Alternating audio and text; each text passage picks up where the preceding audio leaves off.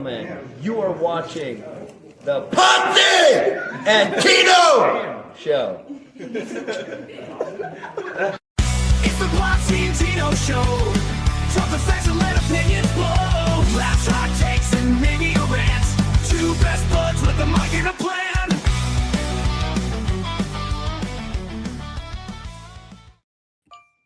Ladies and gentlemen, boys and girls, children of all ages, the Pots and Pans Network brings to its tag team champions of the world.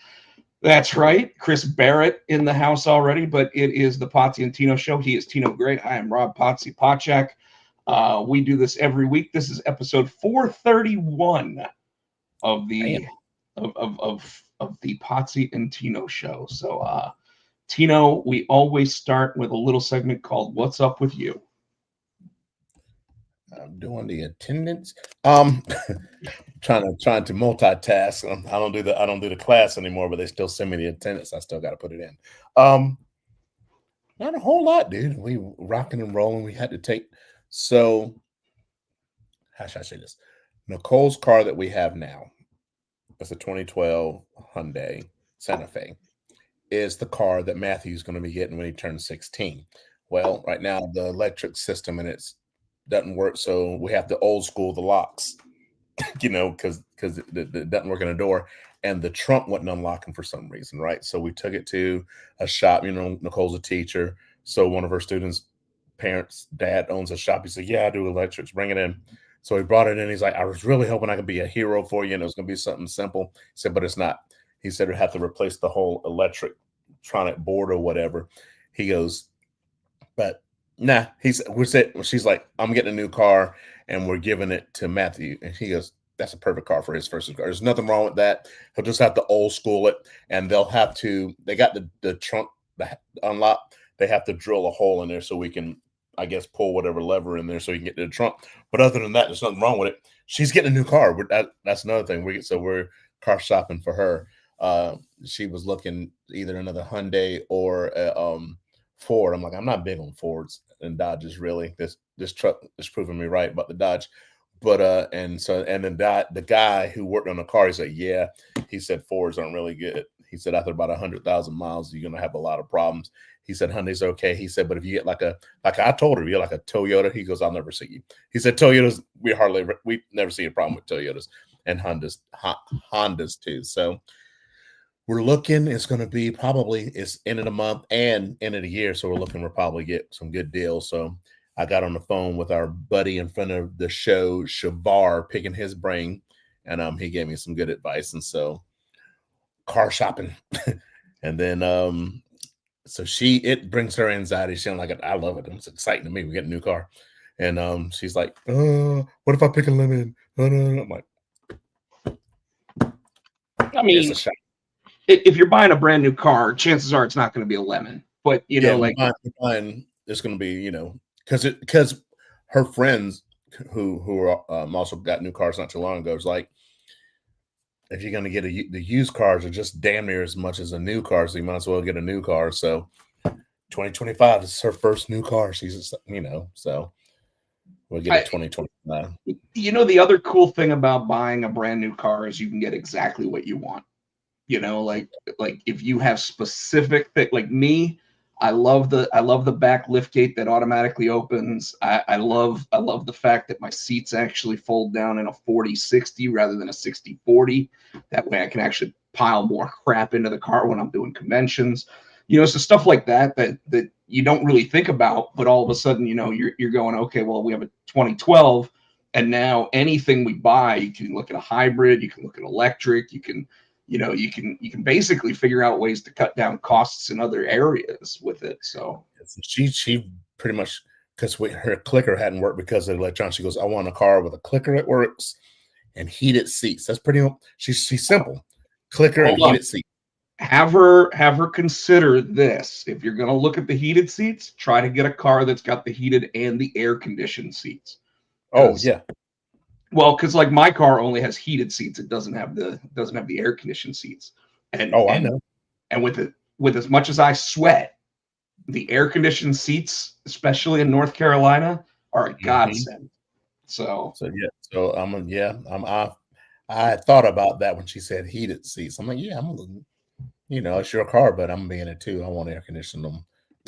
That's summertime so we're looking to probably do it here rather soon because with all the airlines because we're going to New York for Christmas and with the airlines acting up we were gonna because that her car now we're like I don't really trust it so we were gonna rent a car. Well, if the airlines are going, people are gonna be renting cars, and then with the rental car company knowing that they'll probably jack up the cost. So we're like, hey, it's just a perfect time. It's the end of the year. Let's just get a car. Yeah, you no, need. I think it's a great idea for you guys. And here she is. Well, if Matthew didn't need a car, I'd have just kept on driving my car. I'm like, the hell you would. We'd have got out that car. I'd have figured out a way to make it not work. We'd have got you out. When I lived in New York, when we lived in Poughkeepsie, one of the things that you would always see is just random cars on the side of the road, like on the highways. And the reason why was because they would just disappear. They would disappear. So you'd be able to, call your insurance company and be like, my car broke down, and suddenly it's gone. And that's how that's how people would get their insurance to cover a brand new car. Well, back in the day when you used to take your car to Crabtree Valley Mall. You remember It just wait until it rains. Yep, or just wait for it to rain. Like, oh, my car flooded. Oh, yeah, I remember still I remember working there. So Chris Barrett just said they still do that in New York. So, So that's what we're doing. Oh, Michael Turner had his birthday this past week. Happy big 50, man. Really cool to hear that you're that you had a good time and everything else. Sorry we missed it. Don't know if you actually checked out NC Comic-Con this weekend, Tino. I know that you were talking about taking Matthew. He decided he didn't want to go. I figured he wouldn't because he's still got the anxiety and all. So a whole lot of people just makes him. And I'm like, all right, dude, I'm not spending damn near $100. And we get there and you're like, I want to go home. No, we're going to stay here. So I got a question about the anxiety thing. Do you ever remember having bad anxiety like that growing up? No. Do you just think? But also, I'm an extrovert. See, he's an introvert anyway, so he doesn't like people. And then just he's real weird about it. Like we go to Disney, I worry about it, because a whole lot of people just freaks him out. I don't get anxious about it. I don't like being in big crowds either, though. I don't like when there's a whole bunch of people around me. I don't get anxious. You know what I'm saying? And it, where it freaks me out like that. But yeah, I get angry when I'm in big crowds because like they always either stop in the middle of the lane or whatever, and it's like just get the hell out of the way so I can get to where I need to go. Well, my thing is I don't like people touching me. I got that bubble, and like you, and people I know I'll hug, but like if I don't know you, I got a bubble. Don't come in my bubble, don't touch me, kind of thing, right? So when I'm in a group like that, and I understand that about myself, and I understand people can't help it, and everything, but I can't do it. I don't like. No, I completely agree with you. It's like I've never been the type of person that really likes to have people touching me. Yeah. But so I mean that is what it is. But anyways, anything else happened this week? Let's see. Like I said, work my ass off today. We're going to the show Wednesday. Nicole goes to get her sleep study done on Thursday. I'm like, you're gonna get a CPAP. We got a bet going. I'm not gonna sleep. You're gonna get a CPAP. So what I want to know is when she does her sleep study, you got to tell me, next week on the show, you got to say how many times per hour she stops breathing. I got to ask her because I know because I think I told you guys on the show here, like when you did a sleep study too. So I was like, all right. And they got you all wired up and stuff. And I had mine on a Monday night and I had my own room. So I was watching Raw till they cut off the lights. And I was like, well, how am I going to know if I need a CPAP machine? And she goes, well, we're going to let you watch your sleep, and if you stop breathing, whatever, we'll wake you up and put a machine on you, So I'm like, all right. So I went to sleep. And then I woke up and they were like, Mr. Gray, you need to put this mask on. I'm like, oh, how long was I out? That bitch said 45 minutes. I'm like, God damn. I didn't make it an hour. So do you remember how how many times per hour you actually stop breathing? I think she said, well, it was only 45 minutes. So I think she said in that 45 minutes, they clocked me like 10. So, Between 10 and 15. Yeah. And they call, by the way, they call that like, if it's like 10 times in an hour, they call it like severe sleep apnea, right? So here's what's funny. You want to know how many times I stop breathing in an hour? 25. 120. You lying? 100 Twice a minute. Damn, Rob. Yeah. That's dead. Yeah. So they were like, now I did the home sleep study, so it might not have been as accurate anyway, but they said 120 times in an hour I woke or I stopped breathing. And I was like, so I probably need a CPAP. And they're like, you probably need more than that. You get operated your deviated septum. Yeah, I don't like, and it's funny because like there are nights where I'll just fall asleep on my couch and I'll be out for 4 or 5 hours and then I get up and I'm like, oh man, I should go to bed, and my doctor has actually told me, like my regular doctor, he's been like, it's really not a bad thing to have the CPAP, like, just for regular breathing if you want to. Like if you're just, hanging out at the house or whatever, playing a video game or something, no reason why you can't have the CPAP on while you're doing it. And I'm like, nah. I don't, that would mean I'd need a second CPAP because I wouldn't want to keep moving it back and forth. Mm-hmm. So, and that shit ain't cheap. They're like $800. So that was like, insurance card, mine. I don't even know how much mine is. well, I mean, with insurance, when I got it, it wasn't, but like I told you that the screen on mine stopped working. So like, so it's one of those things where I'm like, do I try to get it fixed? Do I just try to get a replacement? Like what's the, and they're like $800. So I'm like, not getting a replacement. So let's just hope it works. Well, not wood. Mine's still working after all these years. Yeah, I don't know why the screen on it stopped working, but I when I got back from San Diego, it just wasn't working anymore, and it was kind of weird. Thing with we go to the beach, I go to New York when we travel. I don't take it with me to Hickory but like when I go on long trips, like if I'm going like a week or so, I'll take it. I didn't have any problems with it, thank God. Not wood.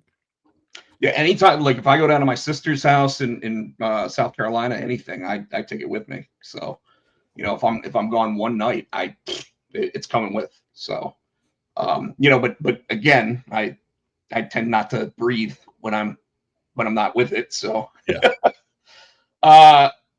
So I have a job interview on Wednesday with the state of North Carolina. So same department and everything that I worked with before. To my knowledge, it's a mostly remote position for what they call a staff development specialist, which basically would mean if I get the job that I will be training both the new employees at the state and then anytime like one of the clients, so like a medical personnel or a I guess even like I don't know, just all different types of like health places and whatever. If they contact it and need training on something, like they would send me to those places to do training or do remote training for them. So it's going to be interesting. They had me create a 7-minute what's supposed to be a 7-minute presentation, a training on something. So I developed a training on how to create a dynamic logo using AI. So it'll be interesting.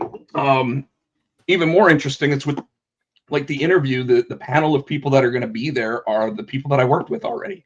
So I don't know if like I just have to not fuck it up. Job, or what, but they, I mean, they were the ones that were like requesting me to apply for the job, and now they're interviewing for. But I applied for this job, like 4 months ago. I know. I remember you applying for it. Yeah, so wild. And then one other thing that I've been doing. Sorry, I'm losing my voice, and I don't know why. I started working on a comic book, and I think I talked to you guys a little bit about it last week, but I'm 12 pages into it now. I've lettered the first 4. You've taken a look at it. I'll ask you, what do you think of it so far? It's definitely different from anything that you've ever done, and I like it. I like it. It's called Jugular, just so anybody who hasn't looked at my social medias that doesn't know. It's a vampire private investigator story. So absolutely something that is completely different than anything I've really done before. Not exactly horror, but not exactly for the light of heart either. Probably PG-13. I don't think I dropped any F-bombs in it yet, but Yeah, he said, yeah. I mean, like if the way I always looked at that is if the writing calls for it, that's when I put it in there. Like it really needs like that added punch of like someone saying fuck, then that's when it's in there. But otherwise, I mean, like there's always ways around that. So like for me, people always complain or said, well, a Deadpool movie has to be rated R, right? And a Deadpool movie doesn't have to be rated R. Deadpool movie can be PG-13. In fact, they actually put Deadpool 2 out as a PG-13 version where they got rid of all the foul language, right? So the comic books are parental guidance, or parental advisory, but not ever like, oh, here's a Deadpool rated R comic book, So the fact that people always wanted that in those, I always kind of wondered like what was going on with it. But anyways, so yeah, so Jugular's coming along. I don't know who I'm using for a publisher or anything yet. Probably like gonna try to do a Kickstarter with it to actually try to earn a little bit before I actually publish it. Bear said this kind of like the Nick Cage vampire movie that came out earlier this year. Was there vampire? What was that? I don't remember. I don't remember Nicolas Cage in a vampire. I remember Longlegs. No. He was. But it was Renfield. Cage was the vampire. He was Dracula. That's right. Yes. Yeah. And it was Nicholas Hoult was like the person that is glamored by Dracula and wants to get away from him. Yeah. Yeah. I remember that movie. If I remember correctly, that was actually written by none other than Robert Kirkman. So we got Ray in the audience as well. What's going on, Ray? Hope you're having a good night so far. Maybe come out to trivia tomorrow night. Got an interesting movie round for everybody. So Tino, after we talk about what's up with us, we talk about our TV watching. So what have you been watching? Obviously, the normals, Tracker, Watson. There was no new Watson this week, right? I don't think so. And then there was a Tracker episode. Yep, catching up on my NCISs, and my Matlock and all that stuff. I've been watching. I stumbled across it, and I think we started watching it before you told me Room 104, and it's on HBO Max, and it's a whole series, and it's kind of it's almost like a Twilight Zone kind of thing. It's about this hotel room and all this weird shit that happens in this hotel room, and it's Room 104. Is this new? I don't know if it's new because I could have sworn that we talked about it before, and I just stumbled on it again. But, I don't remember us ever talking about Room 104, but I know that I came up with a concept for what I would want to make into like a horror TV show called Exit 49.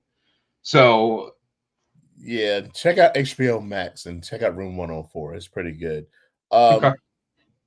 No, Barrett, they're new episodes besides 98, dude.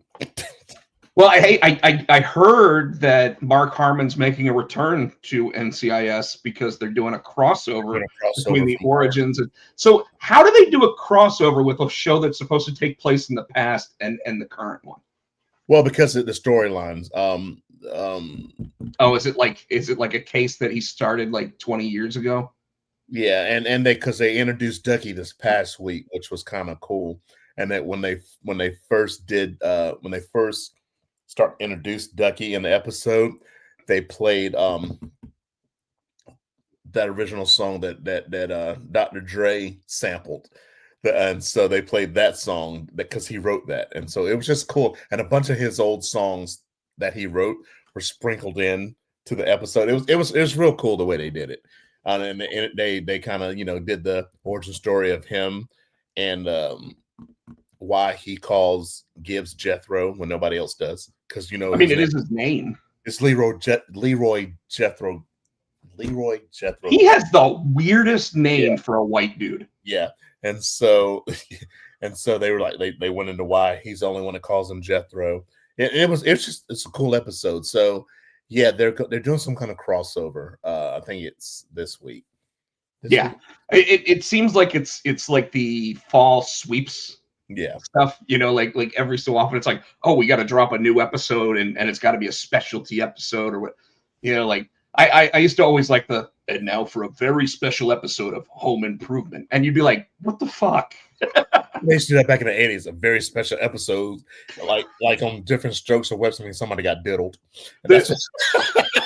What always makes me laugh though is that every so often on like my TikTok or Instagram feed, I'll see this video where they're talking about like that very special episode of Home Improvement and like the kid going, I don't want to die, and then they're like followed by a mug root beer Dana Carvey episode, and it's like, and everybody just starts laughing because they're like, that was a horrible commercial. Segue sucked. There's this thing on TikTok. There's this guy. He's talking about very special episodes and all about in the 80s, and somebody did it on YouTube. But my favorite one, and I think I watched them all now. They started on YouTube, and you might be able to catch it on TikTok. Zach Morris's trash. Oh yeah, are fucking hilarious. Dude, the Zach Morris's trash stuff. They actually let Mark Paul Gosselaar watch it, and he goes, Zach Morris was kind of an asshole. Zach Morris was a villain. Yeah, like he obviously would become Lex Luthor.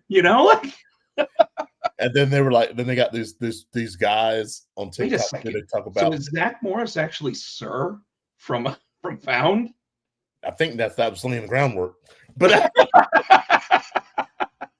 but they were like, they talk about different movie, like this person was the villain in the movie, and they were talking about how Jenny was a villain in Forrest Gump.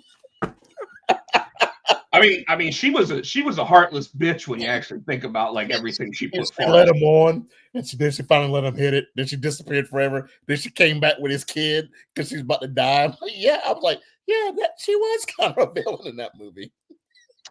Yeah, and remember, she might have given him AIDS. Yeah.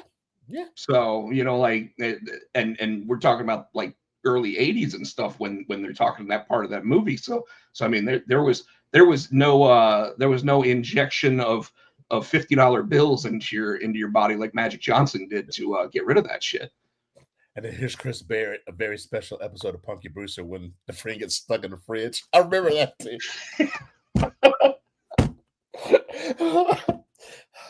Oh God.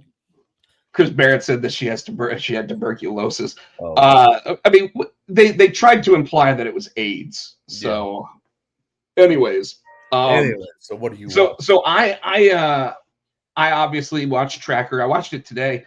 I really like. I've heard that at some point this season, Coulter's going to be on the run, and I want to know how they're going to do that. Why is he going to on the run for what? Well, I mean, did you watch the newest episode? Which one was it? So it was the one where the woman calls up because her vet disappeared, and all of a sudden you find out, oh, she's having an affair with the vet, but then it's because like some kid took the guy hostage to try to get into like a mobster's place. So you haven't seen it yet? Okay. It's one of those episodes where everything seems to line up. Like what I'm starting to see with Tracker is that it's just the Cosby Show. Like, well, remember, like they'd have a problem at the beginning of the episode, and then by the end of the 30 minutes, it was, hey, everything's fine again. That's Tracker. That's all these shows are, though. It is. It's all the procedurals. Well, not all of them. I mean, like obviously, like Law and Orders or whatever. Like you get the cop drama portion, and then you get the law portion, right? So, or the order portion, I guess is what they call that. But it's all the Hallmark movie. It's all the Hallmark movie syndrome. Yeah, I don't know. But like. Yeah, you got to have that feel good moment at the end of the episodes or whatever. And I'm like, really? Like, okay, whatever. So obviously watching that. Watson, I didn't see an episode from. I did. I'm all caught up on Tulsa King now, and I like. I know that the shit's gonna hit the fan by the end of the season, and it's already been hitting the fan like every episode. Oh damn. So I also know that Landman is coming back later this month, as well as What is Landman? what's that? What is Landman? So Landman is by Taylor Sheridan again. So basically, everything on Paramount is Taylor Sheridan or it's Dexter, or Star Trek. But it's Billy Bob Thornton as a guy who works for an oil company, and there's no way they write his lines for him because he's Billy Bob Thornton. Like they probably give him a loose script of, all right, this is what we want you to say, and then he goes, well, how about I just go ahead and I sit here and talk like blah, blah, blah, blah, blah, blah, blah, and before you know it, like he spills out some shit that just makes you go, yeah, use that. You know what I mean? So that one's coming back. Fallout's coming back next month. And then you probably also know that Stranger Things comes out the weekend of Thanksgiving, at least the first part, then Christmas Eve, and then the finale is on New Year's Eve itself. So pretty interesting how they're lining all that up. And yeah, so that's and then just today I was like, you know what? I really want to watch Justified again. So I'm watching the Timothy Olyphant and Walton Goggins show Justified all over again because it's one of the best shows that was ever made. Very, very few shows have where both actors are up for Best Emmy, for Best Actor Emmy every year. And that show, like, they were consistently up for it. I think the only other show that I remember two actors actually being up for the same award from the same show was Quantum Leap, the original version. Yeah. Oh, when I got done with Silver Spoons, I forgot to tell you on Roku TV. I found another old '80s show that I loved. I hadn't seen in forever. You remember Hardcastle and McCormick? Was that Gerald McCraney? No. That's Brian Keith and Daniel Hugh Kelly. He had the coyote, had the car. Remember, Brian Keith was the judge, and they were when some. I'm like, look at this, all these old '80s shows. Then that's all Fall Guy. I'm like, look at this shit. Oh my shit! I grew up with. Next thing you're going to tell us is that you're watching like the Rockford Files all over again. No, I saw Ironsides though. I think I'm gonna go back and watch Ironsides. Ironsides? You don't remember Ironsides? That's an older show. It's Raymond Burr. He used to be a policeman. Now he's a lawyer in a wheelchair. So they call him Ironsides. Jesus Christ! You couldn't even get away with that today. No, you couldn't. I think tomorrow I'm going to go try to check out Predator Badlands. And then I think this weekend, The Running Man comes out with Glenn Powell. And I don't know if you heard, but they did a nice little cool thing because they couldn't get Arnold to be in the film. So they did something cool, like hidden, like an Easter egg in there. And do you know what it is? What? So he's on the $100 bill in the new Running Man. Cool. So they actually, the director and Glenn Powell, the actor, actually went and saw Arnold, and Arnold was actually talking about how, like, the one movie that he feels can be remade better than the original is The Running Man, because the Running Man movie originally, like the one with Arnold, wasn't even really like the book. So this one's going to be much more like the book, but they also had to change the ending because apparently in the original or in the book, the end of the book is like he flies a plane into a building, and ever since 9/11 they don't really like that in movies, so they had to figure out a new way to do something. So I think tomorrow I'm going to try to check out Predator Badlands, and then I think Running Man's this weekend, so I think I'm going to try to see that too. Chris Barrett, yes, I did watch the original Andy Griffith, Matlock, but the one I'm talking about now is the one with Kathy Bates. The updated one is the one I watched. Yeah. So all right, Tino, let's talk about some outside news for the wrestling world, and we'll get into some other stuff like the actual results from the shows. But the first thing I want to bring up is the Ridge Holland drama. What is it? What did he say? So he got fired by the WWE while he was out with injury. Okay. So, and when I say fired, they basically said, we're not going to renew your contract. So his contract is up. He loses, like, and because his contract's up, he doesn't have the 90-day no compete clause or anything, but he's out with injury. So he also doesn't have health insurance or anything else. So he came out on social media and basically said, how am I supposed to pay for my mortgage when I've got 3 kids at home and I'm out with injury, so I can't even earn right now? Now, here's my issue with that, is that he was on the main roster, so he was making main roster money. And you're telling me that you have 3 kids at home and you can't pay your bills. How can you be that hard up already? Your contract just ended. Well, you don't know how much his contract was. They're subcontractors, so you don't know how much medical he had to pay. Well, I agree, and I'm not trying to be mean. Things that could go into that.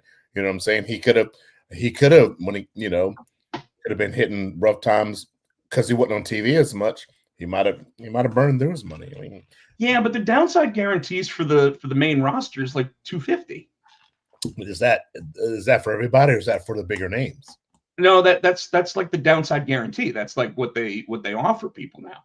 I thought it was really funny. I also saw an article that was kind of commenting on this, saying, like, WWE pays these people really well, unlike AEW. And I'm like, wait a second. We hear about Tony Khan paying $3 million contracts to people that aren't even on TV right now. So what the fuck is that all about? But when it comes to the Ridge Holland thing, like I get it. Like, here he is complaining about not being able to pay his mortgage and everything else. And I'm sitting here going, well, shit, I've been having the same problem myself, So it's not like I don't feel for him, but then apparently a GoFundMe was started, and he's now saying that he wasn't even involved in it. So I think the superstars, or some of the WWE talent, did that for him. I don't think he asked for it. They just did it, and then they also got in trouble for it. Well, he got in trouble because, you're not supposed to talk bad about the company for however long after the shit happens. But I know Omos and Chelsea Green were basically giving $1,000 a month to him at this point, and they were saying that Chelsea Green's downside guarantee is like $25,000 a month. So yeah, and remember, they're not doing the 300 dates a year anymore. They're doing you do 2 matches a week kind of thing,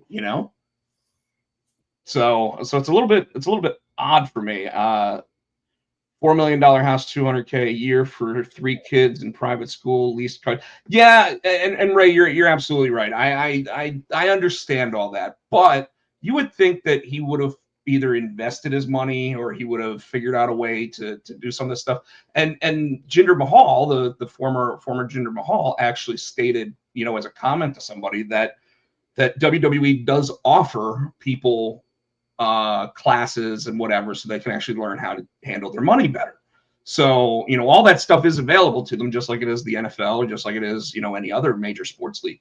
So it's just odd to me that, he's saying he can't pay his bills, and he knew his contract was coming up, right?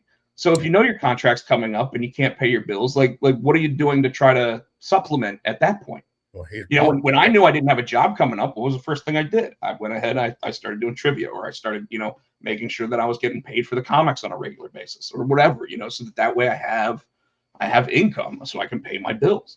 It just it rubs me the wrong way when you hear that, but it also makes me wonder, from the WWE standpoint, obviously they're rolling in money, right?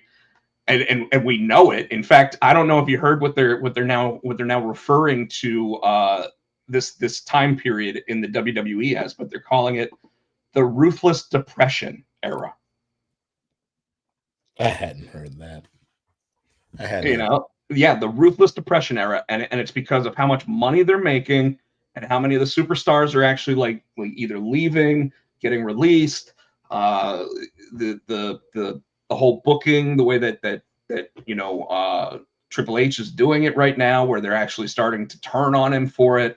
And I think a lot of it still has to do with just the pricing of tickets and everything else. I mean, Mark Shapiro, their president, came out again this week saying that, like it's time to add new events, to the PLE schedule and stop leaning on all the old ones so much. And that's why they came out with WrestlePalooza. And I'm like, you are just such an asshole that you are trying to add even more money coming out of people's pockets.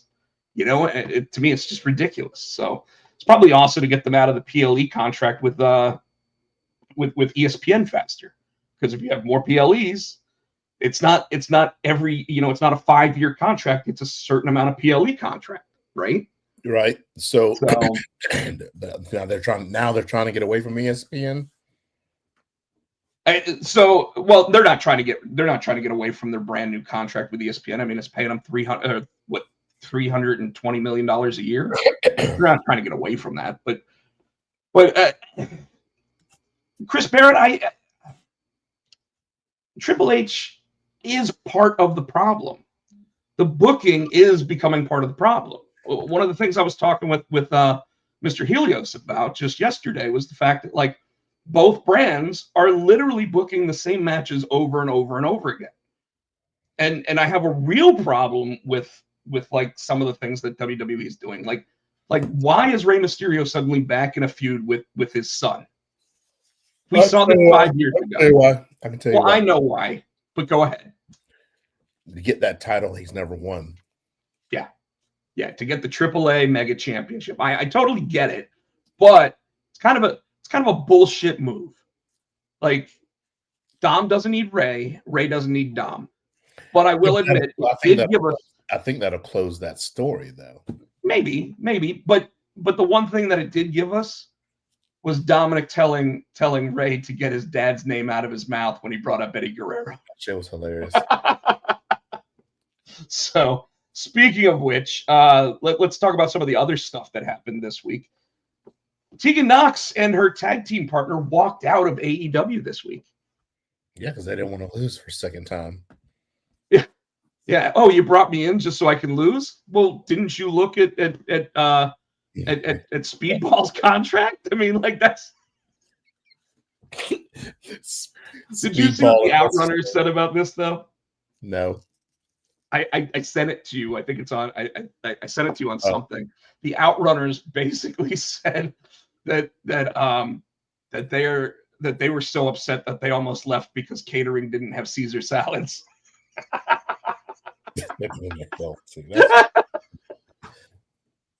It's just hilarious bullshit, man. But like, so I gotta ask, when Mercedes Moné and Naomi walked out on WWE, is this the same or is it different? I think it's different because when Sasha Banks at the time and Naomi did it, they were tag team champions. They were a little more established. This is what their second time wrestling for the company. So I don't think it was really the same thing. Well, and you heard who they wanted them to lose to, right? Wasn't it Tay Conti and Tay Mello and Anna Jay? Yeah. So because I gotta say, I'm not surprised that they wanted to walk out when they got told, "Hey, we want you to lose to 2 jobbers." I don't think they're jobbers. You must not be watching AEW. I think they're on the track to at least get in the finals of that tag team. I know. But before, just recently, when they announced these tag titles, they weren't anything. But Tegan and this other chick aren't anything. I mean, she was WWE, but now she's not. They're indies coming in to face an established AEW. Well, and this is why I was asking if it's a similar situation to Mercedes walking out. I don't think so. No, and okay, I mean that's why I was asking because to me, this one makes more sense to me than that one did, because they were the tag team champions and they walked out when they were riding a high spot, whereas here, these two just starting out in the company, and it's like, this is how you want to use me? Fuck off. Mm-hmm. So is it setting a tone? Is it setting a precedent? Is it showing that they are being independent and they're being strong, or is it showing that they're being assholes? I think being assholes, and I think that's going to give them a reputation of being hard to work with. I think they understanding that their place, they could have worked their way up. They're not going to come in and expect to win every match. Like you said, did they check out Speedball contract, right? It's not going to happen. And Speedball is more of a name than they are. You know what I mean? Well, absolutely. I mean, Speedball, like someone posted on X or Twitter the other day. They posted something saying tell me I'm wrong. Speedball Mike Bailey's the best signing for AEW this year, and I'm like, because he loses every match. Like, what makes him such a great signing? He puts on good matches. Don't get me wrong, and that's obviously like one of the things that you look at when you sign somebody. But all he's being used as is enhancement talent for other people. And sometimes that's okay. I mean, if you go in knowing that that's what you're going to be, that's perfectly acceptable. Yeah. Like look at Dolph Ziggler. Dolph Ziggler for so many years. He might have gone in knowing that's going to happen. Well, and that's another part of what I'm wondering here is, do you think that when it came to the contract that Tegan Knox got, that it actually said something like that? Like this is what you should expect. Or do you think, or was it, because we obviously were not part of the conversation. It's very possible that Tony Khan gave insinuation that they were going to be something, and then the first times he uses them, he has them lose. Yeah, but they're going to, yes, they're going to be something. He might have meant that he was going to build them up. I don't think they were going to come in winning every match. You know what I mean? Well, I mean, we saw that with Josh Alexander. Loses his first match, turns heel. Yeah, but that's what I'm saying, though. You don't come in brand new unless you're a big name like a Jericho or a CM Punk and start winning. I mean, you know what I mean? She had to have known she was going to have to work her way up. Yeah, I mean, I agree with you. But if she was told, hey, we're going to push you right at the beginning, and then this is what they're doing, like, it's not really a push to lose to Mello and Anna Jay. Yeah, but I doubt they said they were going to push them right from the beginning too. Okay, it's we don't know, right? Monet, right? Yeah, 78 So, belt Monet. Speaking of belts, I went on a little bit of a rant this week, didn't I, Tino? Yeah, I don't understand why. You didn't understand why I got angry about this? I literally, okay, my opinion here, the AEW announced a brand new championship, which is going to have a gauntlet, one of the gauntlet match things that they do, that weird casino gauntlet match, where the winner of this is going to be crowned the first AEW national champion. Now, here's the thing.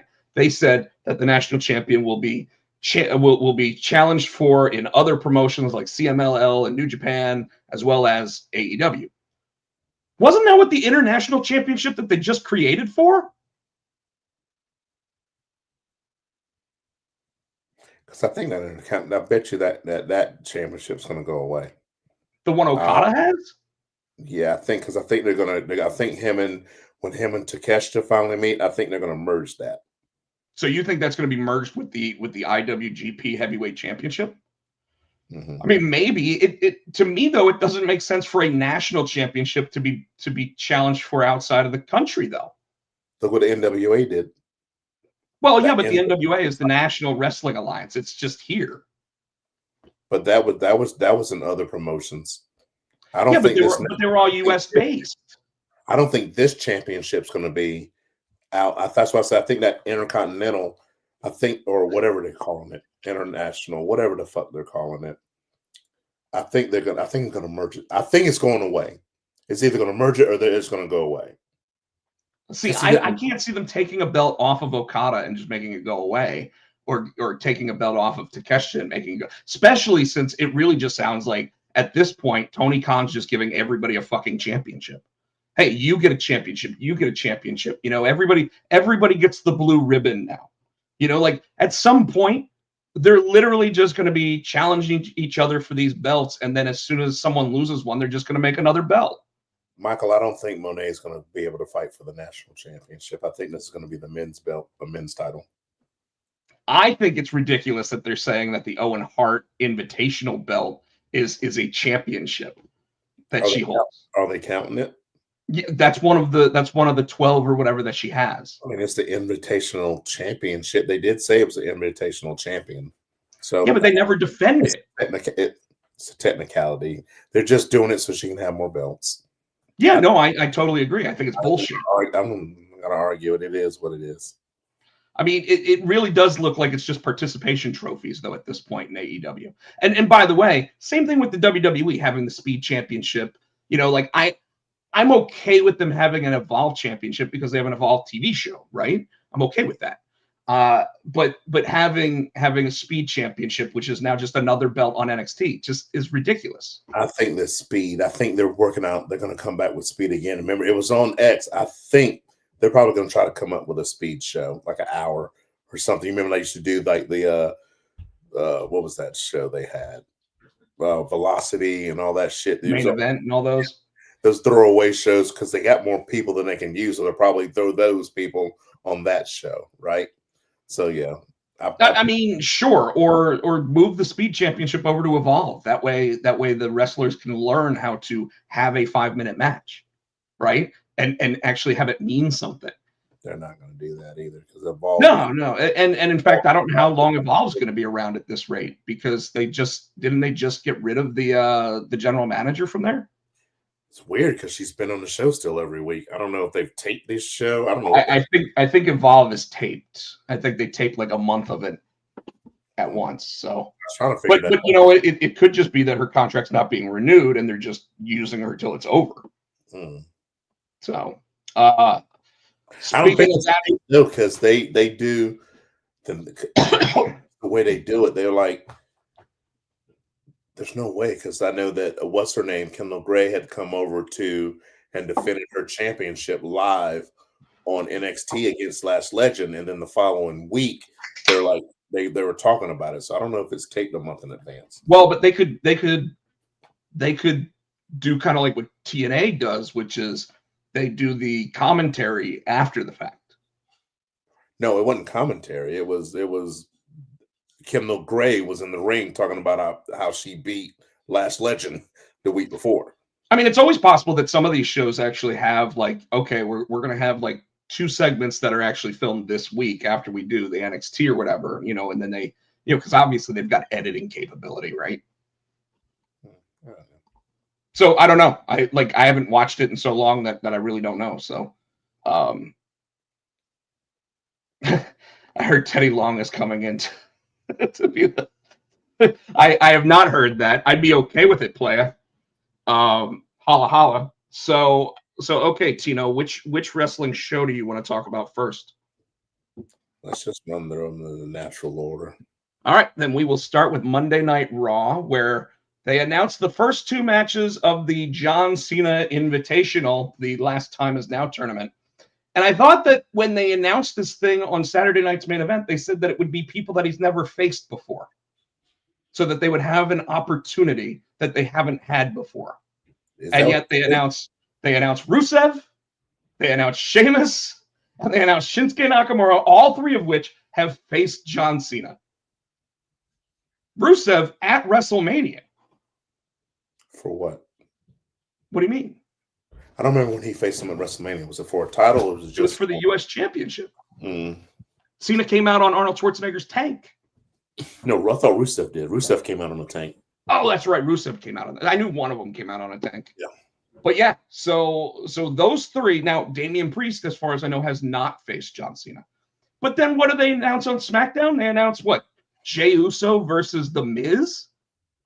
The Miz faced him at WrestleMania and beat him. He doesn't need the opportunity to face John Cena. I'm interested to see who's the mystery. All this like I'm going to hold this. He's not.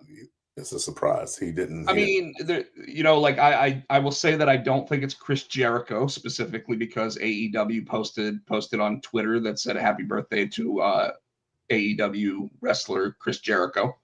I don't think it's Edge. So I think that if I had to guess, LA Knight's first round opponent is probably going to be Joe Hendry. You know, otherwise, like, I thought this was supposed to be where wrestlers from NXT were going to be in this tournament, and yet they haven't announced a single one of them yet. Where the fuck's Obafemi? Where's Trick Williams? Where's Ethan Page? Where's the champion, Ricky Saints? Where are these guys? Like, there's 4 right there. You have a 16-man tournament. Boom. Yeah, keep talking. Hold on. Well, I'm frustrated with this tournament because, again, they said that they want it to be these new people, and then 3, like a bunch of them have already actually faced John Cena in the past. So, well, I don't know what Tino's doing, folks, but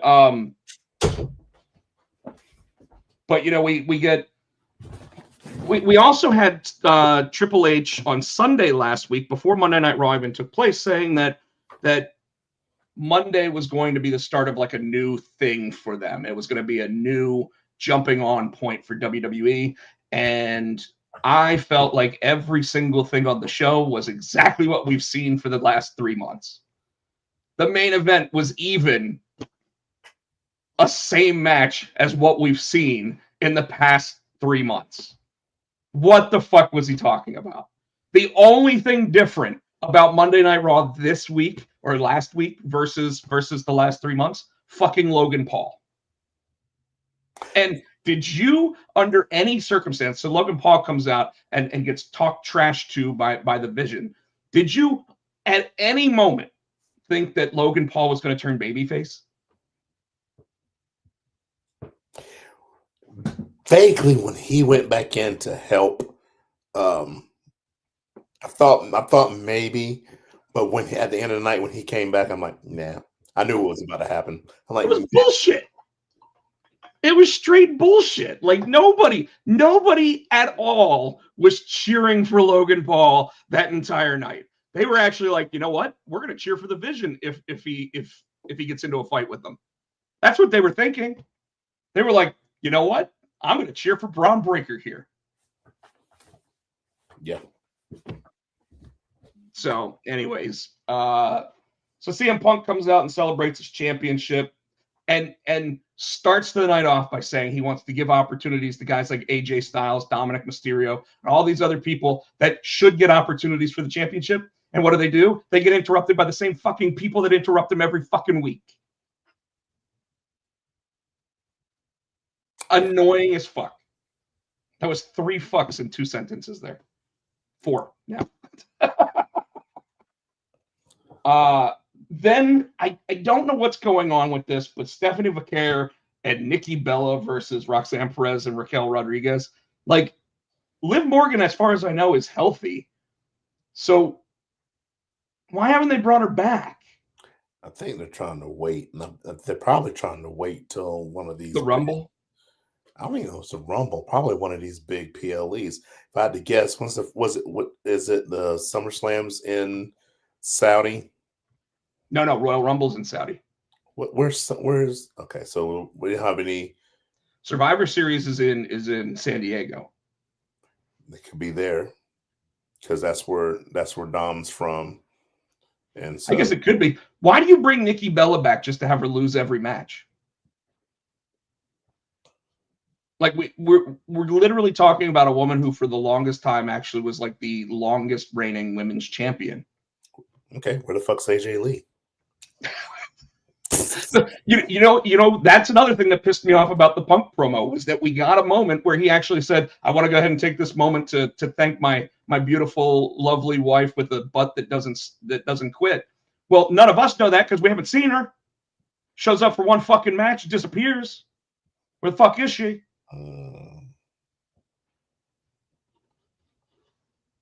So I like a little bit irritated about that. Penta versus El Grande Americano. Penta wins with the Mexican Destroyer. Don't know if you saw the video, but Grayson Waller has now been told not to take a Mexican Destroyer off the top rope ever again. No. And those videos of him at Disney with the scoot. That cracks me up. That cracks me up. Which, by the way, my brother-in-law Shane, when we went to King's Dominion one year, He had just like thrown out his back, so he had to have one of those scoots, and he felt like such an invalid the entire trip because he had to wait for people, and then he'd be like, me, like, come on, get out of the way. I remember we went to Disney and Nicole had hurt her knee, and she twisted her knee while we were there, so she had And needed a scoot.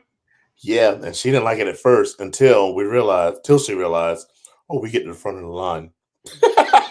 Every ride at Disney, if you're on one of those, or if you tell people, hey, I'm handicapped, they're like, oh, well, here's the handicap ramp. Just go up this way. Yep, and whoever's with you. So we were getting on rides like just walking by people. It's like getting on a plane before everybody else when you've got a handicapped person, because my dad obviously is handicapped, so my dad gets put in like the extra comfort seats all the time. Wow. Because they always keep like two of them like right at the front of that with the bulkhead or whatever. Like they always keep that one open. Mm-hmm. My mom and my dad get upgraded to those because of that. So I'm not sure. I'm not thinking that I would assume my mom doesn't mind that. She, obviously my dad's a big pain in the ass to have to deal with most of the time, but in that situation, she's like, let's go. Yeah, exactly. Dominic Mysterio promo, like I said, ends up talking, Rey Mysterio comes out. Dom has probably one of the best lines of the year when he says, when Rey brings up Eddie Guerrero and Dominic says, keep my dad's name out of your mouth. That was awesome. Becky Lynch, words of warning. So, I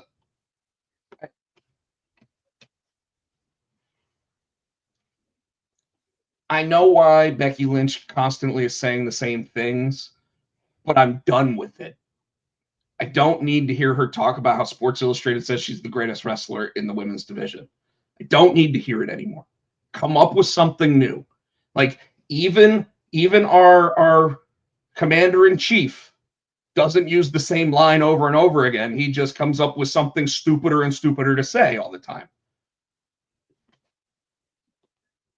He literally, I don't know if you saw this, I saw it on the Daily Show, literally sat there, Tino, and I don't normally bring politics up, but he said, on a scale of 0 to 10 on how my trip to China went, it was a 12. He gave himself a scale and then went outside the parameters. He also said that he was going to bring down medicine or something 1,000%. Like, really? Well, actually, he last week, interestingly enough, one of the things he did sign a deal with was with Eli Lilly and I believe Pfizer to bring down the cost of weight loss drugs. Yeah, Wegovy and stuff. But now it's going to be for people not so. Remember how I said I wasn't able to get on those because I'm not diabetic. Now it's for weight loss that they're bringing the price down.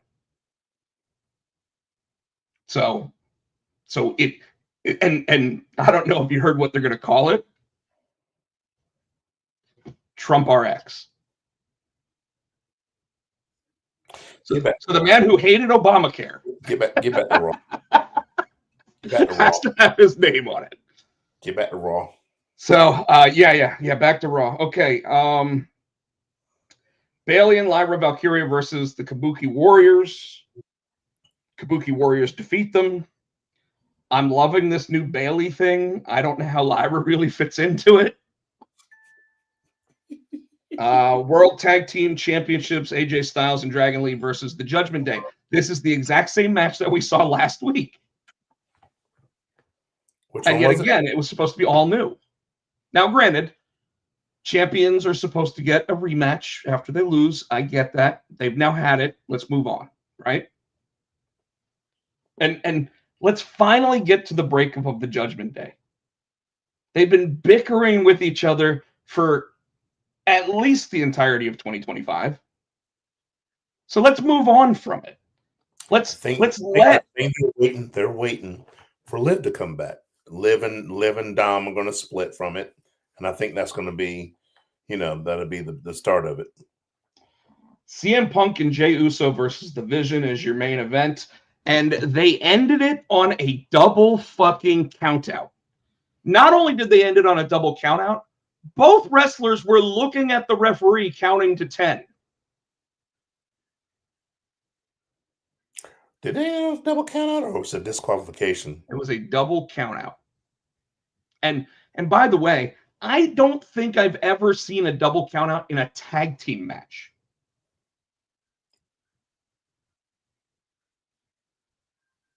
I'm sure it's happened before. I just can't think of when it happened. Exactly, but I mean, I guess it's a different ending than what we're used to. But really, Yep. so yeah, that's kind of where I was on that show last week. And I hope you understand that when I normally sit there and just always rag on AEW, I literally just ragged on Monday Night Raw for the entire episode of Monday Night Raw. When Logan Paul came down, I guess that's my next question. He's not joining the Vision, is he? I'm pretty sure. Why? I don't know. And unfortunately, I think if he joins the Vision, it puts more of the focus on him, and I really don't want the focus on him. You know? He doesn't need them. Well, if he wants a chance at CM Punk's championship, and by the way, what was up with CM Punk saying, "I'll take on anybody, but I don't want you"? No, not you. Like, it looked like he was scared. I think he was like, you don't deserve it. I think that's. I know that's what they were trying to get to, but I mean, like, anybody but you. No, anybody else. Like, for a fighting champion to say that, it was kind of a bitch move. Okay. NXT. So we have Fatal Influence versus the Culling and Lola Vice. Suddenly, now that they got rid of the Jasmine Nix or whoever it was that left Fatal Influence, suddenly they're all working well together again. Yeah, because they got a new chick in there now. Yeah, and they just put her in there like she was always there. Like, it literally was like, the part of this person is now going to be played by this person. No, I think they were getting tired of Jasmine's storyline, and so she jumped on her. And so, like, okay, you proved yourself. So, well, I get that, but it just seems like it happened so fast that it was like, ooh, we'll just remove this one and just put this one in right there. Nobody will know. That's how it felt anyway to me. Josh Briggs versus El Grande Americano. So El Grande Americano, 2 matches in 2 nights. And after they did everything they could to build Josh Briggs up over like the last 2.5 months, he's now lost like 3 matches in a row. Well, they couldn't have him beat Americano because Americano is about to go against what's his name with the chains for the speed championship. So they had to keep him strong because I think is that this week or next week when they're doing the champions, the little Gold Rush. That's tomorrow, right? So they had to keep No, I think that's next week because it takes place in Madison Square Garden. So they had to keep Grande Americana strong. They couldn't have him losing to Josh Briggs. Ricky Saints and Trick Williams had a split screen promo exchange. These have sometimes been done in an interview format, but there was nobody asking questions this time. It was just like us, just sitting here talking to each other. And then, because then he called him out, so he went back there to fight him, and he got his ass whooped. Then Zarya beat Ren Sinclair. Didn't really expect any different result on that one. Kalani Jordan versus Tyra May Steele. I guess now we've got full-blown heel Kalani Jordan. And her whole statement of Cody Rhodes has been using the championship to hit people, and Dominic Mysterio has been hitting people with the championship, and we all cheer them and we don't cheer her. Kind of like it. Kind of like the new attitude. They didn't like the match on Bleacher Report, though. They gave it a C. Santino Marella appeared and booked Jordan to defend the Knockouts title in a triple threat match, which I believe is also going to include Jordan Grace. It's Jordan Grace, Kalani, and who? No, I don't know. Maybe I'm wrong. You know what? I said Jordan, but that's Kalani Jordan, not Jordan Grace. So, um, well, no, because Jordan Grace is going after the TNA championship. I think it's who's not Slamovich, but someone else over there. Oh yeah, I know. I can see her face. I can't. It's okay. You'll get to it. Saquon Sugars versus Javon Evans. Evans defeats Sugars. Yep, and he outsmarted the whole Dark State because they tried to get him, and he managed to fight them all off, get the pin, and then he got out. I mean, in those situations, that's what you got to do. Like that's what Sting used to do. He'd get in, beat up the NWO, get the fuck out. You know, like now at this point, I believe the show ended with Chelsea Green and Ethan Page holding a celebration for the AAA Mixed Tag Team Championships. It's so good. Taya, not Taya, damn Thea Hale. Joe Hendry showed up and Thea Hale popped out of the cake. And I don't know if you noticed, but there's a video online of Joe Hendry giving her a present. When she opens it up, it's just like this really bright box, and then she pulls it out and it's the blue shirt. Like, I love that they're doing this stuff with Joe Hendry already, because you know that he's got to be WWE at this point, right? Yeah. And you know, a lot of people don't remember, but like last year, or maybe it was really, really early this year, Joe Hendry stated on social media that he had signed a contract or made changes to his contract so that he was able to be part of NXT and TNA. So specifically working out at the Performance Center, but I'm sure that it was a in structured contract so that he can, you know, slide over, because his match against Eric Young at Bound for Glory looked like it was his last match in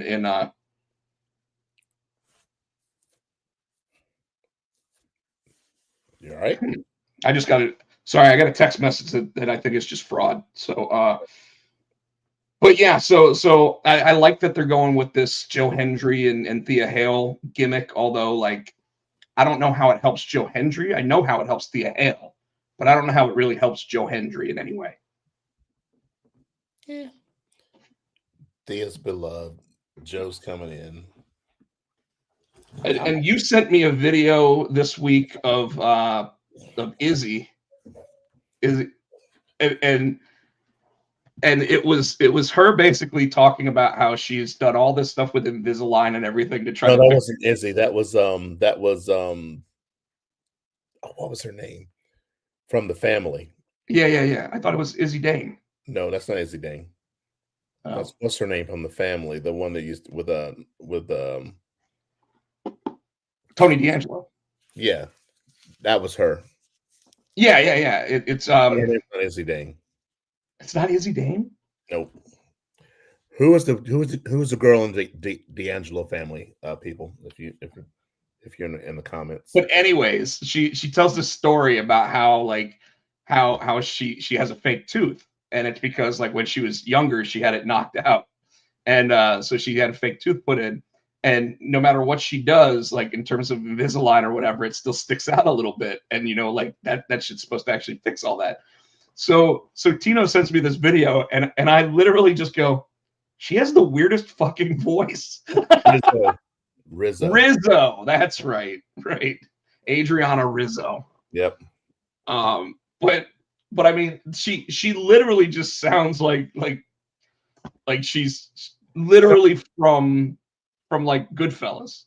And I was like, is that really her voice? You know what I mean? I'm wondering if she's putting. Well, and then she showed the video of when she was like 10 years old, having the tooth knocked out, and she sounded exactly the same. Well, no, so I really do think that's her voice. No, she didn't sound. She was like, she had a country accent. I don't think that's her voice. Well, she's definitely still from Jersey, like or like straight up like Mobland, Brooklyn or some shit. I don't know, but like Rizzo the Rat. Yeah, pretty much. So all right, so we've now gone over NXT. Let's go over AEW. Now, I already talked about the AEW National Championship All I'll say about that, on top of what I've already said, is that it felt like Tony Khan had a brain hiccup, and like he announced this championship almost the exact same way that he announced the last championship, and then on top of all of that, all of his booking decisions have been literally, let's just put people against the same people they've been against for the last 6 months. Hey, let's go ahead and have Ricochet's group face MVP's group again. What the fuck? I don't need it anymore. Move on. I don't know. But it's not just that. How long have we been going through this Darby Allin, John Moxley bullshit? 6 months now? Something like that.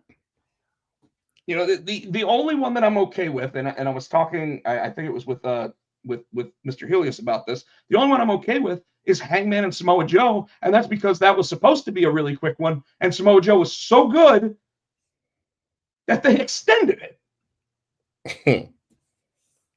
Like, tell me, am I wrong? No. So, all right. Hangman Adam Page, Eddie Kingston, and Hook get the ops to put the titles on the line. I thought Hook was friends with these guys. Remember they Well, they said they'd always have his back, though. but they turned on him. Oh, did they end up turning on him? Yeah.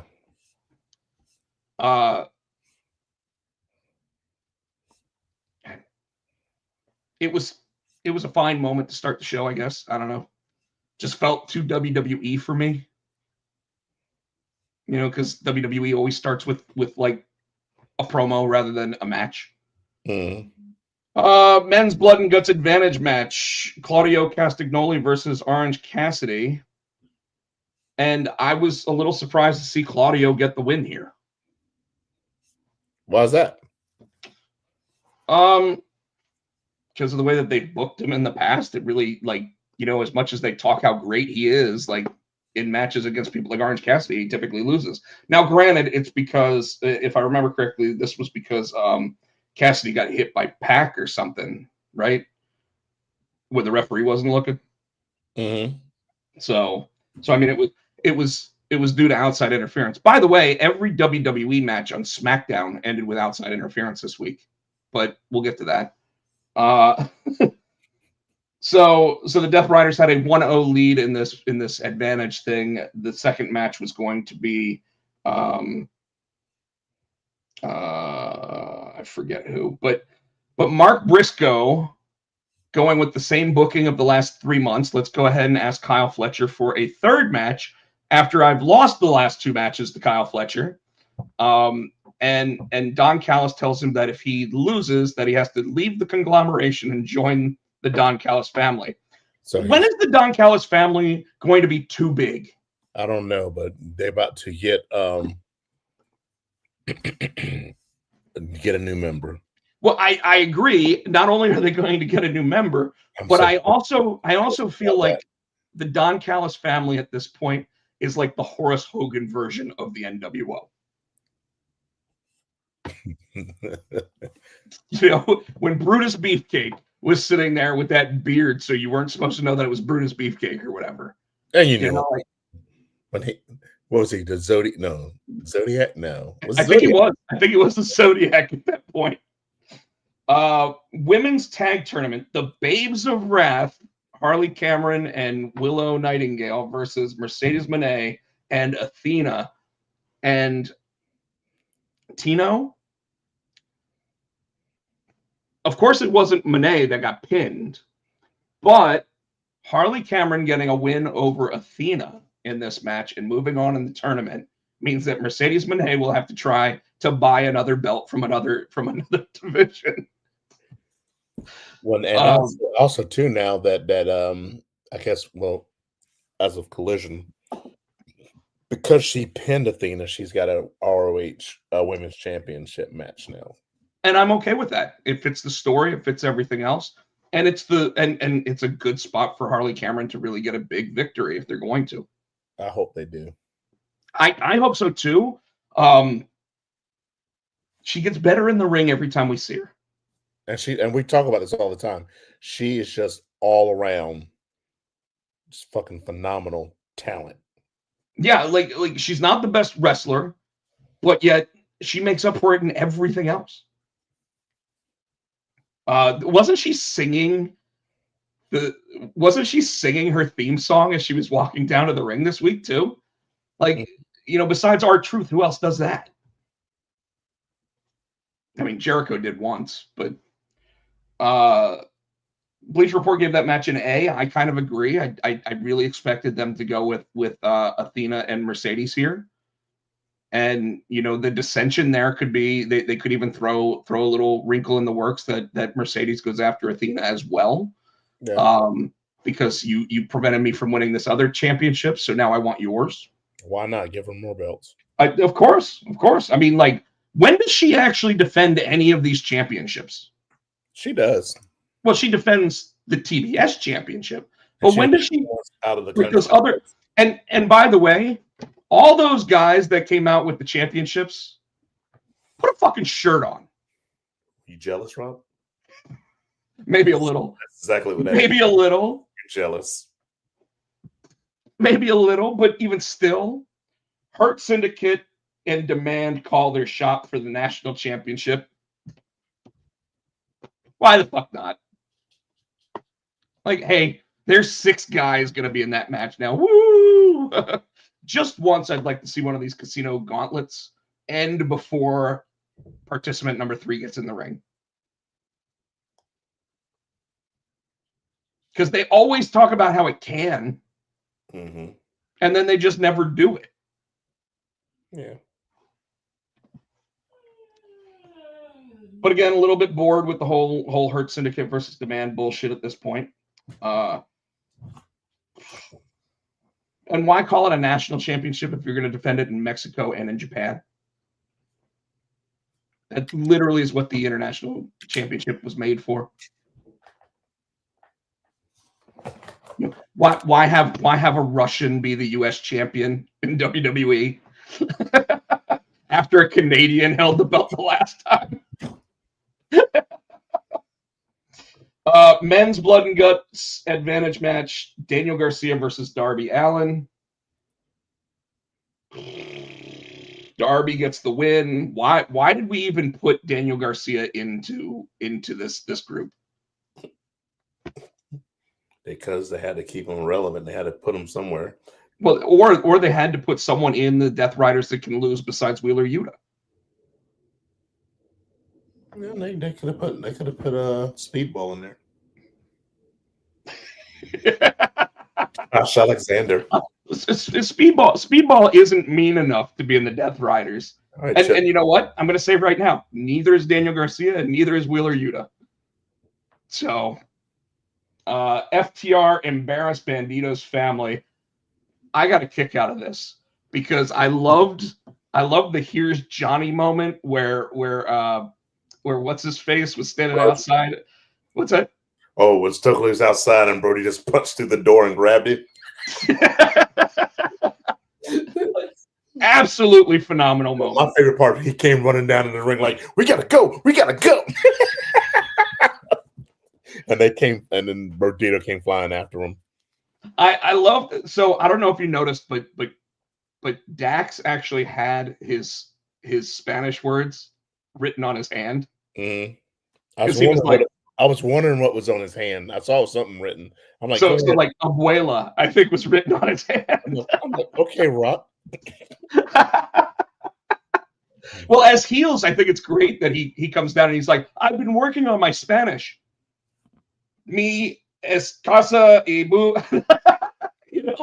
I was like, he's literally reading off of his hand. Dax got slapped for insulting Bandito's abuela. And it wasn't even. It's like a oh yeah, but the softest slap ever. And you know what? He should have sold it. He should have fallen back and everything because I mean it was like the finger poke of doom. He just should have. Yeah, he should have just went down. Women's Blood and Guts advantage match: Megan Bayne versus Mina Shirakawa. You knew how that was going to end. I mean, I would have preferred if it was Mina Shirakawa getting the advantage here, but yeah, Megan Bayne earned the first fall there. I did like that Tony Storm on commentary called Mina Shirakawa her wife, and you just heard like one of the commentators was like, "Wait, what?" Like it totally caught him off guard, and she's like, "Leave my personal life out of this." Yep. Wondering why Excalibur thought he had offended her before telling her to shut up again. Before she told him to shut up again. Let's see. World Trios Championship: The Ops versus Hangman, Eddie Kingston, and Hook. I heard Eddie Kingston on an interview this past week, and I have so much respect for this man because he literally is like fans of all the same sports teams that I am. That's what I'm talking about, because before you used to talk shit about him. Well, I mean, I don't know if I ever really talked shit about him. I just said I don't think he could ever be AEW World Champion. I think that he literally is like the epitome of what a 2025 Mick Foley would be in the ring. You know, it's just times were different when Mick was wrestling, and that's why he ended up getting a chance with the belt 3 times.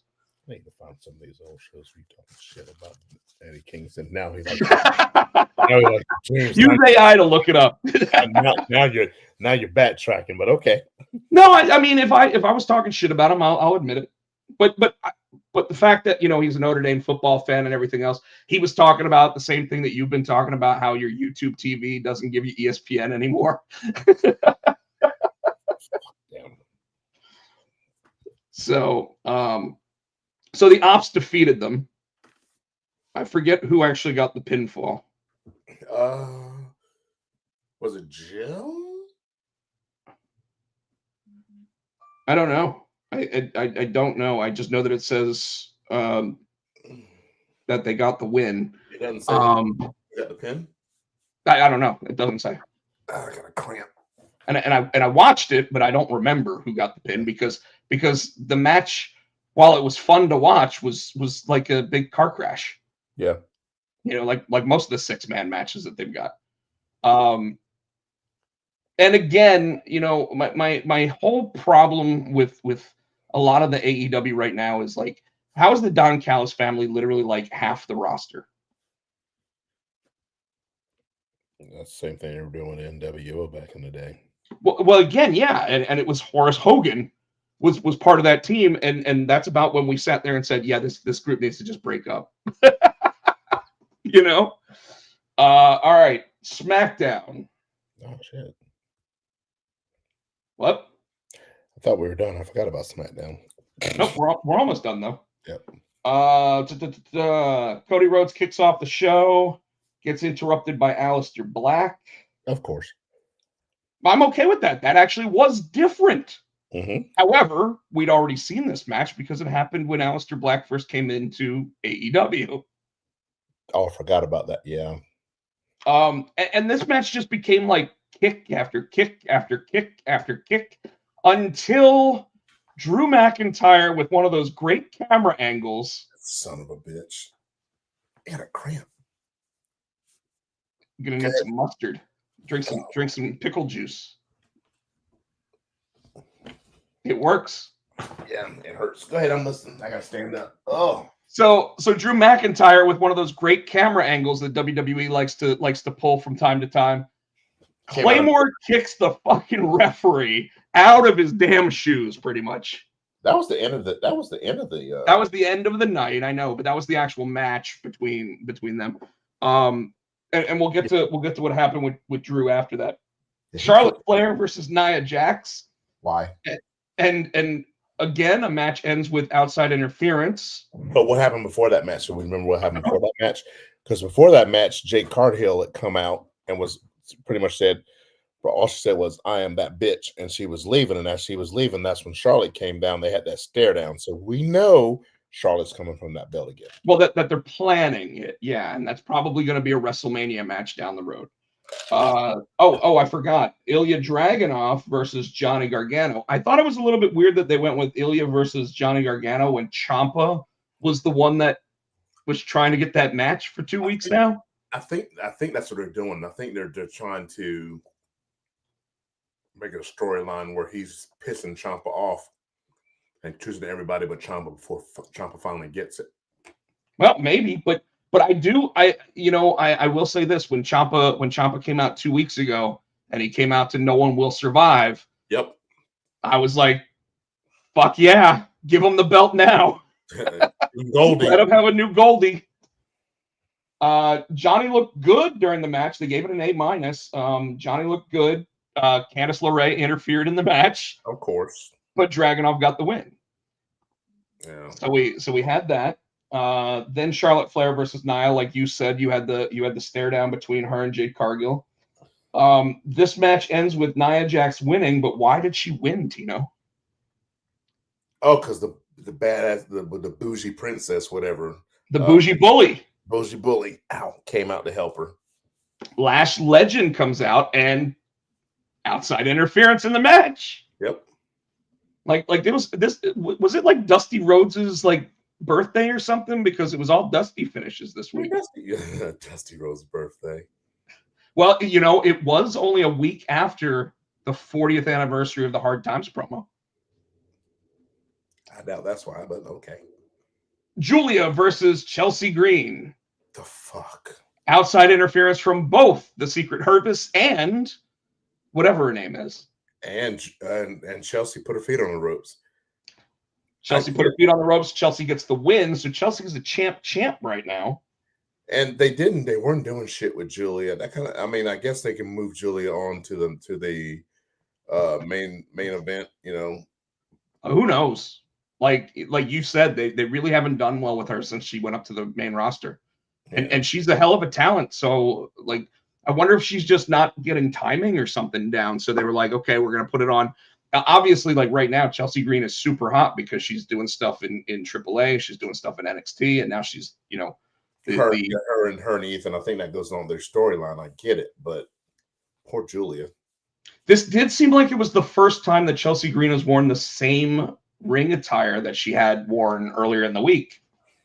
Because she was wearing her Mexico colors. That's on purpose, I think. Rey Fenix calls out Tala Tonga. Dumbass. And Tala Tonga defeats Rey Fenix. Whooped that ass. It's like Kevin Nash versus damn Bob Backlund. Kevin Nash and damn Rey Mysterio. You get lawn darted. Lawn dart, yep. Asuka was shown blowing mist at Flair and Bliss. They both blocked the mist, but sold it like they had been hit by a fucking freight train. And then we got the Cody Rhodes versus Aleister Black match, which, like I already said, Drew McIntyre, Claymore kicked the referee out of nowhere. He kicked the shit out of that referee. And then Damian Priest came down as well, because why not keep the Damian Priest-Aleister Black feud going? And they stabbed him in the eye, and then he raked his eye, and he got burnt.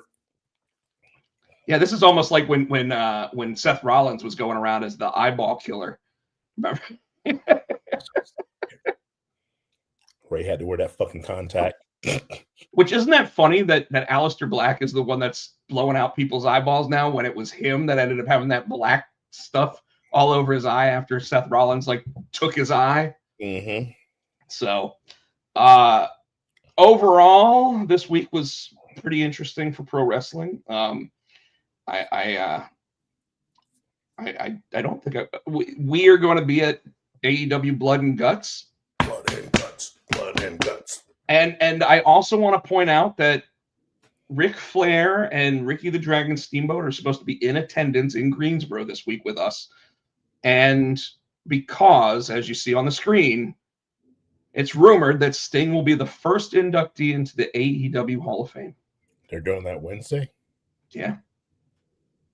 They're doing a Hall of Fame Wednesday, or they're announcing. I think they're going to announce that he's the first inductee. Now, that might mean that he's just in. Like, that might be their induction, but I don't think he's going to give a speech or anything. But yeah.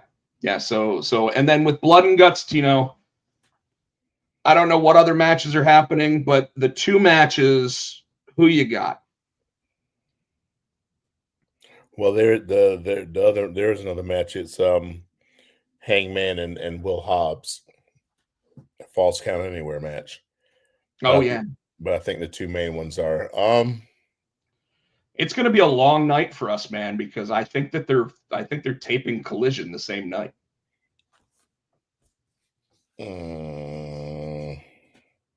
Probably. They usually do. Yeah, and our buddy Jason, I will be missing my trivia night this week on Wednesday because our buddy Jason, out of nowhere, told us, "Hey, Merry Christmas! I got us tickets to Blood and Guts," and Tino and I were both like, "Oh, wow, okay."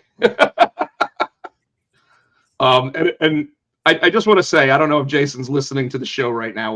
We give him crap for him liking Asuka's grandmother as his favorite wrestler and everything, but he's a super cool dude. But every time one of these events comes up, he's like, "Hey, y'all want to go down at like noon?" No, we're already gonna watch 5 hours of fucking wrestling. I get it, because I want to beat traffic and be able to get there and be able to park and do all that stuff. No, I get it. And if I didn't have to work, I'd probably try to get up there a little earlier too. Well, I mean, we will though, because like if we leave my place by like 4 o'clock, we should beat most of that traffic. I think that traffic starts at 5. Well, you got to remember, I'm right off of 85 though, so I'm right off the main highway that we need to be on. Yep.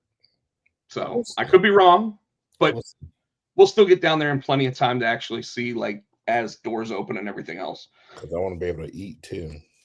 Always. Like last time we found a really good place to eat too. Remember? Wendy's? Was that in Winston when we went to Charlotte? Winston? That was in Charlotte that we went to Wendy's. Yeah.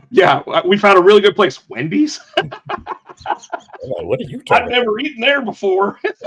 Talking about. You're ridiculous sometimes.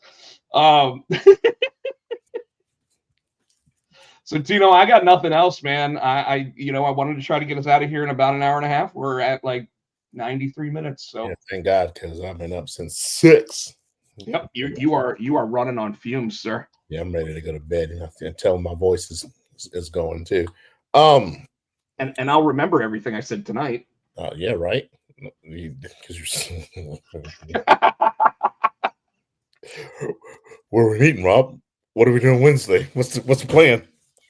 We talked about it last week. Anyway, probably said it on the air, and I don't remember it. I think we did. But so you can catch me, SC Tino. I am on the Insta. You can catch me on Blue Sky. You can catch me on the TikTok, Tino All Gray Music. You can catch Potsy and Tino on the Twitter. We're the Potsy and Tino Show on Facebook. We're here each and every week right here on the Pots and Pans Network. Please give us a thumbs up, buy our shit. Thanks to Adam's House Cat for the first 400 episodes, I guess. What was it? 4? Yeah, 400 episodes roughly. First, for letting us use the wrestling song. You can still buy that on iTunes for 99 cents, 99. Yes, last week was rough. Chris Barrett remembers. All right, Rob. I don't remember any of it. I want to go ahead and thank Chris Barrett, Ray, Michael, who turned 50 this past week. Congratulations. Happy birthday one more time. And of course, Mr. Helios, who joined our chat. If anybody else is out there and wants to say hello, we always love it. Follow me on all of the socials, pretty much at either Rob Potchak or Rob Potsy Potchak on just about everything. Twitter, I'm Potchak.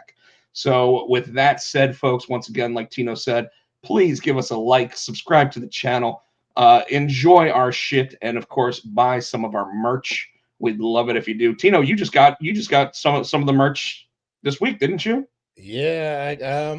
Let me see. You got it near you? Yeah. Well, not. But I think I probably still got the pic. So keep talking. I can probably pull it up. Yeah, so Tino went ahead and just like this little logo that you see up in our top right corner, Tino went ahead and actually got himself a new hoodie as well as a hat. And I was a little surprised you weren't wearing them tonight, but I thought maybe you'd be wearing them at Blood and Guts. Yeah, that's why I got it. Gotcha. So And if anybody knows any way to get backstage at AEW so that we can possibly get some interviews or talk with some of the wrestlers or whatever, we'd love it. Never really been able to do anything like that, but I think we're going to start trying to do some more of that stuff. Cheers. So I thought that Vince McMahon bought them. Yeah, well, if Vince McMahon ended up with a Potsy and Tino show shirt, I'd be totally fine with it. Tino saying, let's go ahead. Here you go. Here's the picture. He bought himself a nice hoodie and a nice ball cap. Yes, yet. So excited. So excited. So, all right. And folks, once again, thank you so much for joining us for episode 431 of your weekly excursion, if you will. And we will see you next time. If you're out of blood and guts, come say hi. We don't know where we're sitting yet. So We'll be there, though.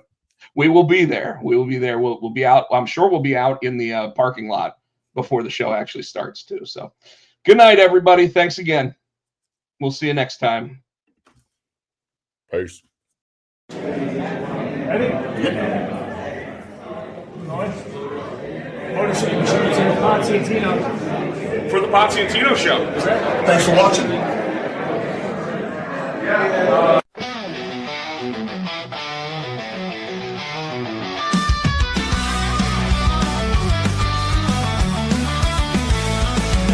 Monday night, it's time to go. Turn on the screen with the good time shows. Wrestling life and who knows what. If it's cool or weird, they're talking it up. It's the Potsy and Tino show.